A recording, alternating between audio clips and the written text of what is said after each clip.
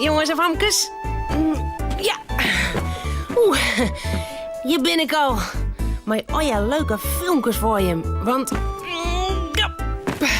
het is nou Tomketijd.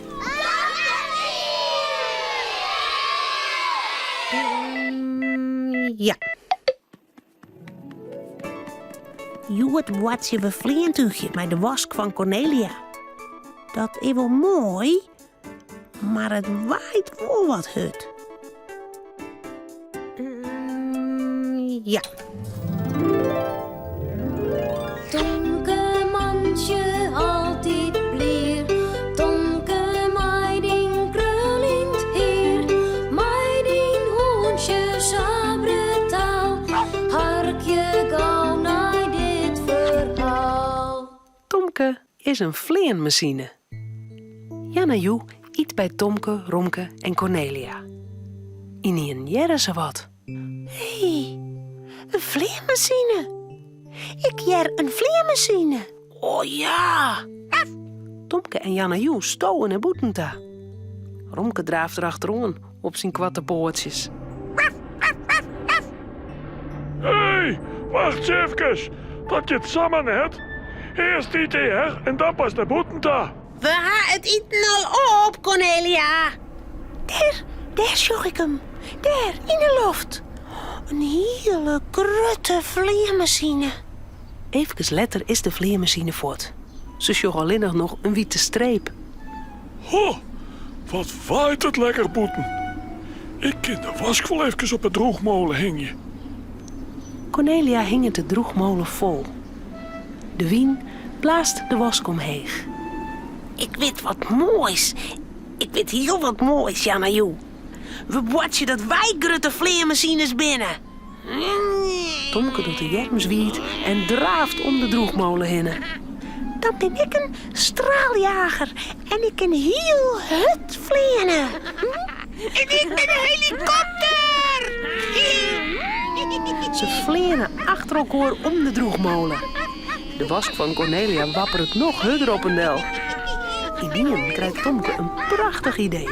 Ik weet wat. We kunnen al volle hudder vliegen.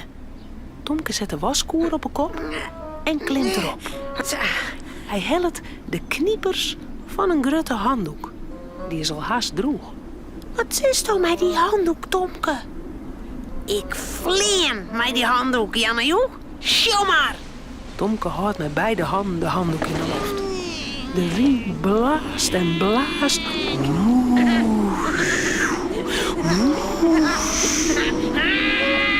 Tomke sjeest met de handdoek, poppen de holle troddetuin. Dat is cool. Oh, ik wil extra mooi vleenen. Ik hel hier een t-shirt van de waskline. Maar ik mij dan. Ik wil echt vleenen. Dan pak ik voor die wel een broekje van Tomke van de Line. En daar vleenen ze weer troddetuin. Tomke met de handdoek, Jan en Joe met Tomke zijn t-shirt en Romke wappert met Tomke zijn broekje. De wind begint nog hudder te blazen. Stoute wien. Ik kan die handdoek haast net meer vasthouden. Ik kan de loft in. Wat is die wind sterk. Dekkie Tomke zijn t-shirt, ik al. Oh jee, daar wordt de broek van Tomke de Piermie. Nou heb ik geen vleermachines meer. Vind ik niet aan. Ja, maar ja. De hele droogmolen hing het nog vol met vleermachines. Oh ja. Tomke klimt weer op een waskoer. Zo, alsjeblieft. Hij jouwt Jan en Joe een jurk van Cornelia. Zo. Romke krijgt een grote theedoek. En voor hemzelf pakt er een pyjama-jaske. Binnen we kleer, vleermachines. Het waait wel hut, Tomke.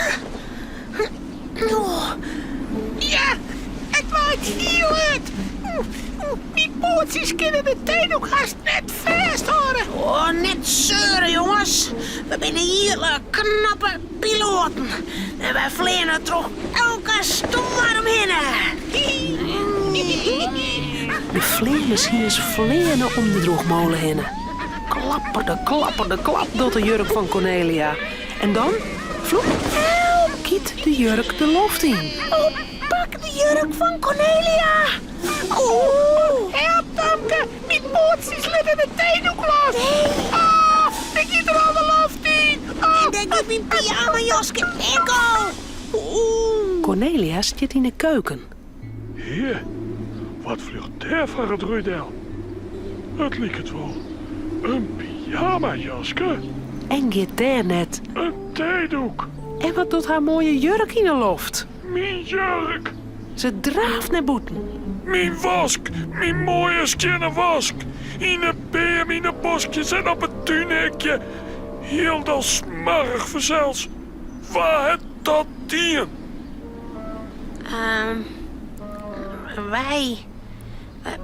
Wij wonen vleenen, Cornelia. We worden vleermachines. Ja, maar mijn schone wask. Maar de wind ik zo sterk. En toen vliegt de wask. Hoepla, de loft in. Nou, maar gauw alle vleermachines opziekje. Janne, Joe, Romke en Tomke. Ja. Oké. En dan laten we ze maar gauw eens skin draaien in de wasmachine. Ja. In de wasstraat van vleermachines. Romke, Cornelia en Tomke zullen sliepen. Het verhaaltje is nou uit. Voordat ze op haar bedje kroepen, jouwen ze daar nog gauw een tuut. Ja. Jacoparien, dat is mijn broer. Jacoparien. Maar Ariano. Mijn heet Sander. Ja, die zit bij de wc en mijn zit bij de telefoon. En dan zei hij, tring, tring, de telefoon. We stonden pakken, Ko, pak de telefoon. En zei hij, hallo, Michael. Daar zit mijn broertje bij. De telefoon. De telefoon.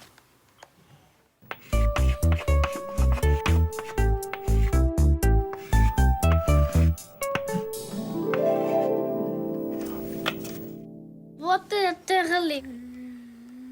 Tring, tring, de telefoon. We zouden pakken, Ko pakt de telefoon en zei, hallo, Michael. Doe. Uit.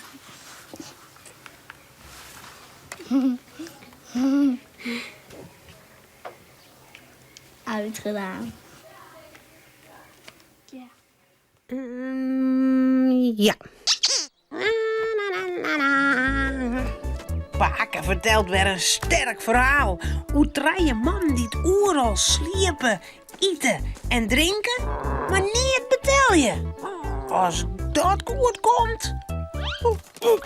Au. Romke.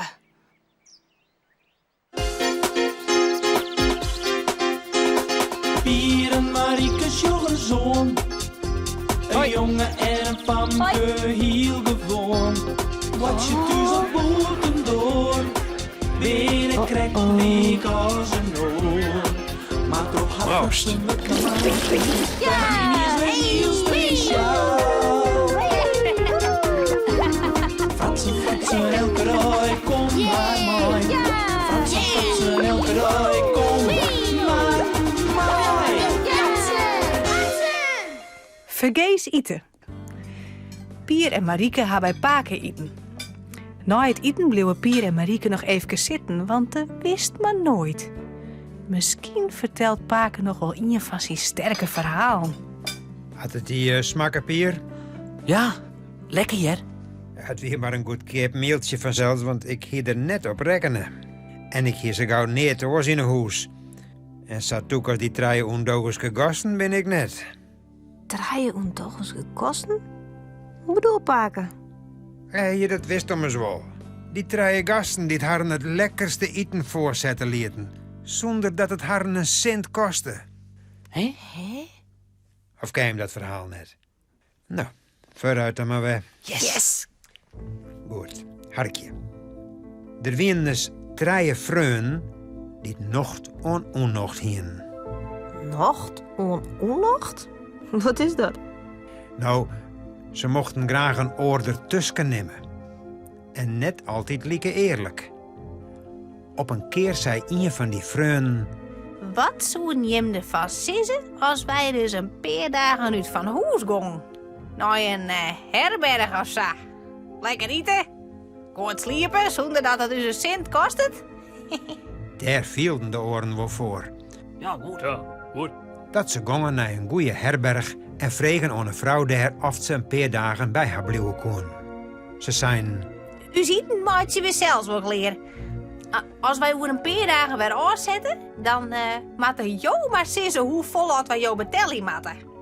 Het eerste dat de man haar moesten, wie balen. Een van de dogenieten zou dat wel even regelen. Hij ging naar de bakker en zei... Mijn master had mij stuurd om 12 balen. Ik wijn je daar en daar. En hij neemt een adres. We wijnen er nou maar correct. Misschien wil je fijn wel even mij rennen om de balen te dragen en het geld in ontvangst te nemen. Maar dat weer best. Doet zijn eindje roen heen, liet de dogeniet een balen uit de koer vallen zonder dat de feind het in de gaten hield. De balen voel in de modder. En de man begon te jammeren. Oh nee, oh lieve help, oh, wat zou mijn master wel het zeggen? Misschien stuurt hij me wel voort en ben ik mijn werkhaast en ik nog kwijt. Oh nee. Beste jongen, wil jou alsjeblieft een nieuwe balen, Helly? Ik pas zo lang wel op die orenballen. Dat woorde feind wel. Dat die ging waarom naar de bakkerij. Maar de dogeniet naaide onderwielens uit, mij de oren al verbalen. Dat wie ook? Maar net eerlijk. Ja, zat ik zei, het wien grutte dogenieten. Ze hien no balen genoeg voor de komende dagen. De tweede dogeniet zou voor het vlees zorgen. Dus naar de slachter. Correct. Hij roen een paar keer heen en weg voor de etalage van een mooie slachterij. De slachter kwam naar boeten en vregen... Bij waar moest je wezen? De dogeniet klauwde maar eens in het hier en zei doe... Jo, witte Griffel, er is een feest op het kasteel. Nou moet ik een grut stuk vlees helje, maar ik weet net bij hokker slachter ik wezen maar. Jere, bij mij. Zei de slachter. Zal je hier altijd het vlees? Als je... Ik ga geen geld mee krijgen. Zei de dogeniet. Doet er mij het vlees de door uit roen. Dat komt wel goed. Zei de slachter. Die bleed weer mij zo'n goeie klant. Onzin. Oh, ben ik geen dogenieten? Maar dieven. Nou. Snoorde praatjemakkers, kist ik zei ze. Ze pakken neer. Ze krijgen alles. En nou hien ze dus balen en vlees. Maar ze woonden er ook nog wat mosterd bij haar. Dat doe je de tredde dogeniet op stap. Hij kreeg van de vrouw van de herberg een malkannen mee. Ging naar de winkel en vroeg aan de winkelvrouw of ze daar een hele liter mosterd in wou. Een hele liter?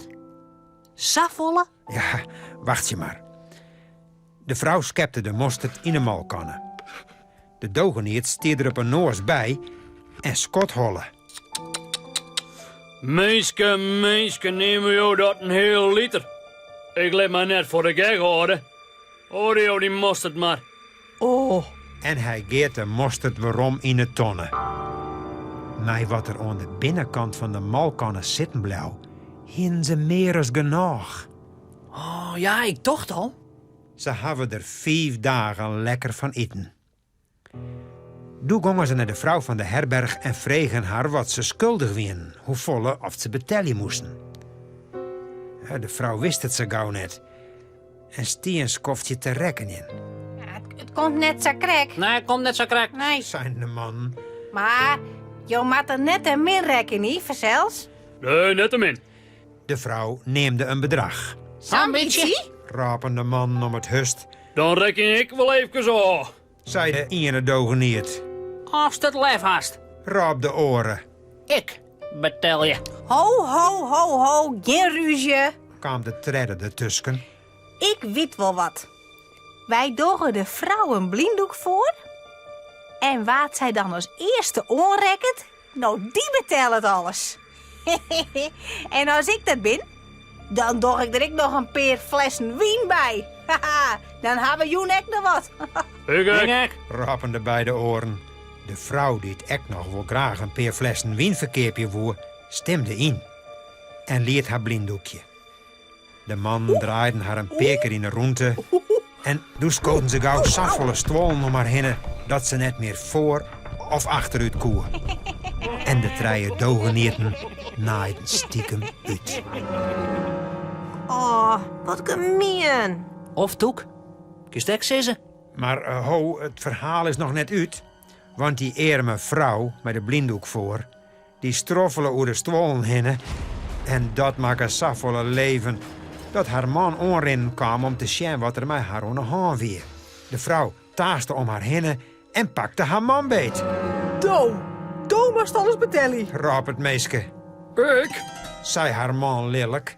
En hij dacht, Oh, wat ha ik een domme vrouw. Zo is daar een Sint-Jaan. Oh. Een mooi verhaal, Paken. Ja. Hé, Paken. Maat ik nog even afwasje? oh, was je? Nee, dat hoeft net. Dat doe ik nooit. Was ik het Paken nooit al? Nee, dat doen de kabouterkes voor me. Maar hoe dat zit, vertel ik je mijn oren keer. En dat met Wilio zeker. Ja, wat wil lullen. Nou, hoi!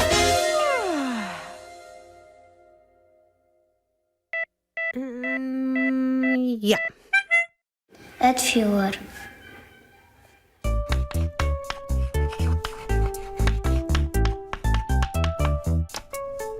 Hij stookt het vuur om. Het knettert en het spat. De vlam doet je heugen wild. Lekker spannend vind ik dat.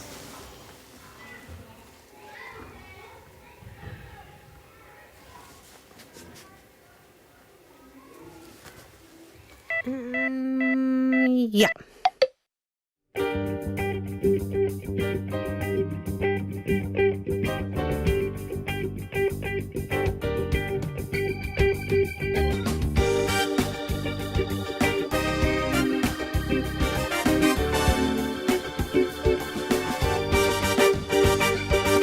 Uit stoten hier het vuur, het knettert, het knettert.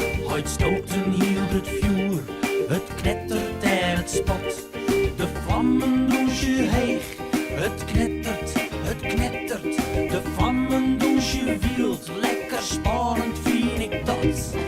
Knetter, knetter vuur, knetter, knetter spat. Knetter, knetter vuur, lekker spannend vind ik dat. Knetter, knetter vuur, knetter, knetter spat. Knetter, knetter vuur, lekker spannend vind ik dat.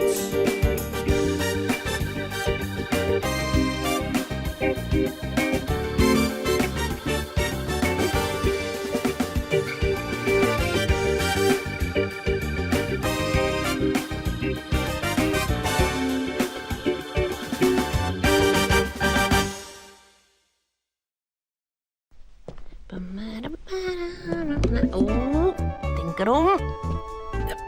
Ja. Nou, dit wie het alweer.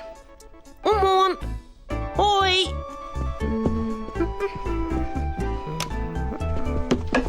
Auw. Nog.